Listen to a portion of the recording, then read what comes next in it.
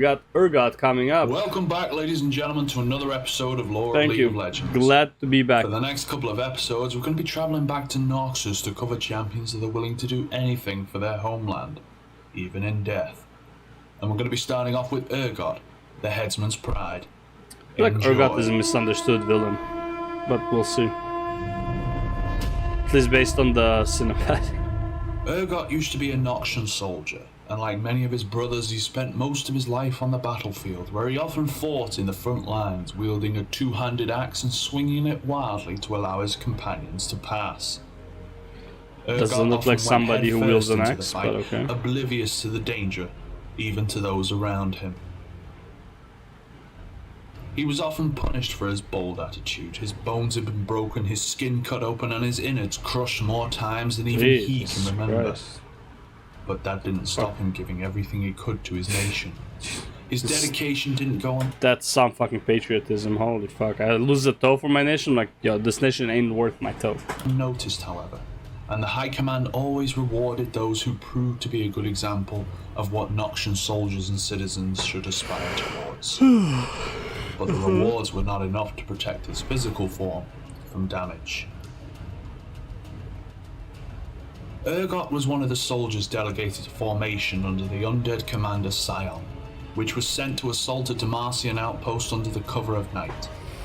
However, a thunderstorm raged that evening, making them visible to the outpost and allowing the Demacians to set up their defenses. Unlucky.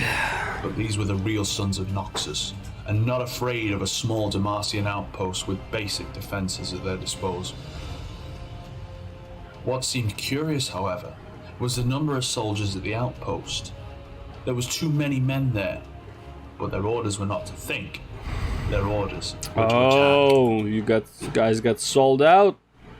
Get fucked. Urgot rushed in with his fellow soldiers in the first line, two-handed axe in hand. He crushed the enemy's shields, getting between the enemy troops, slashing through everyone around him. The smell of blood filled his nose, and the sounds of battle surrounded him as he broke the Demacian line. Urgot had been wounded in the fray, but he cared little for it. Okay. Such wounds had become something of the norm for him. Oh, he's used to it. He cleared his face to check where he was, and after a short break he rushed forward, leading the charge. He knew his orders well, and he knew what he needed to do. The Demacians, however, were not as well informed. Their commander had been standing behind his men shouting orders. So, without much thought of the situation, Urgot decided to go straight for the commander and silence him once and for all.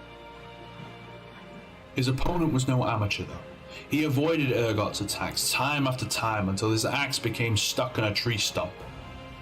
And as he was trying to pry it loose, he could feel the cold steel of a massive greatsword cut through his wrists, separating his hands from his body. He fell back, crying out in pain, and could see only one thing before passing out: his enemy's face, the face of one which he later recognized as Garen. Oh. While any other soldier would be left on the battlefield. Bruh, no.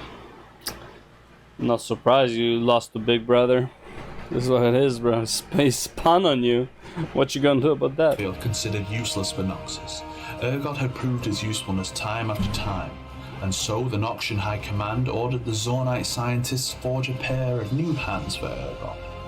One shaped like a curved blade, and one a cannon. Losing his hands did not render the man helpless, for he'd now been turned into a walking weapon. Every physician, however, had said that Urgot's body was too battered to survive any more injuries.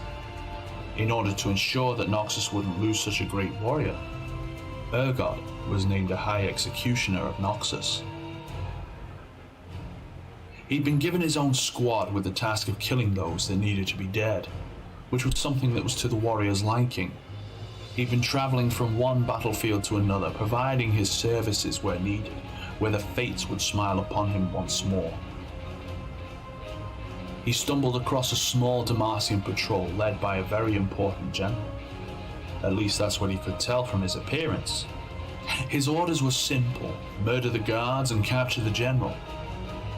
He didn't know that the man he captured was Prince Jarvan IV himself. Oh shit. Urgot decided that bringing Jarvan to Noxus would be too dangerous, and so ordered his men to bind the prince and carry him Dude, to how the many nearest times is Jarvan gonna get caught? What the fuck? military camp, where he was to be executed as soon as possible. Oh, okay. So this is... I see. Okay, so this is the story that happened when Jarvan got kidnapped from the Noxus perspective. The one who captured him was Urgot. Now I get it. Okay, that makes more sense. So now this is where Garen's gonna rescue Jarvan. That same evening, Urgot had been standing over the bound Prince of Demacia, listening as the soldiers chanted his name and cheered for his achievement. He could already imagine himself sitting amongst the high command as one of the members, or at the very least, an advisor. He rose his arm to deal the final blow when his dream suddenly came to a shattering end. A rain of arrows covered the camp as the Dauntless Vanguard, one of Demacia's most elite squads, invaded the execution. The surprise attack quickly turned into a raging battle, but Urgot hardly noticed it at all. All of his focus was set on the armored youth charging at him with his great sword in hand. He knew his face, he'd seen it before. In blind desperation, he started firing at Garen in an attempt to stop him, but it was no use. No matter what he tried to do, Garen didn't stop for a second. And approaching the executioner as fast as he could, he leapt into the air with his great sword held above his head and lowered it upon Urgot, literally cutting him in half. As it was previously, however, Urgot's body was then recovered, and despite his failure, the High Command still seemed to favor him to some degree. They Wait, sent so who his can men have Garen? literally, and approaching the executioner as fast as he could, stopped for a sec, no use. No matter what he tried to do, Garen didn't stop for a second. Yep. Just as the physicians said previously, his body couldn't take it anymore. But where many had given up, others had tried to step up. Professor Stanwyck Padidley, one of the prevailing scholars of Zorn, had found a solution. In his laboratory, he crafted a new body using parts from machines, humans, and animals alike. Right. He created a form that didn't remind anyone of anything human. And so Urgot became Fucking more of a machine Tin than Man. man with 4 segmented legs, scarred patchwork skin, and a technoturgical engine. Come that kept him Patchwerk. going. Come the butcher from The World only thing that Warcraft. reminded anyone of the old Urgot were his arms still equipped with a curved blade and a Patchwerk. cannon. With the butcher, Jesus. His new form can barely be considered handsome, but Urgot cares Doesn't not. matter. It's He now functional. serves in the League of Legends as a champion to find Garen and take his vengeance upon him for both the times. Doesn't matter. He can't die in the Institute of War, though. Who like this vengeance inside of the League of Legends makes no fucking sense. They cannot die. Garen had nearly killed him. Oh god. This old lore, let me tell you.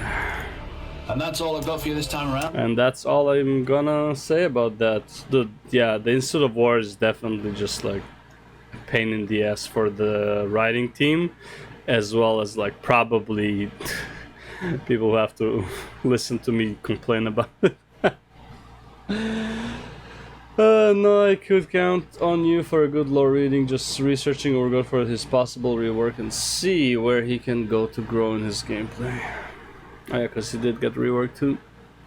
Alright, anyways, yeah, let's go next one.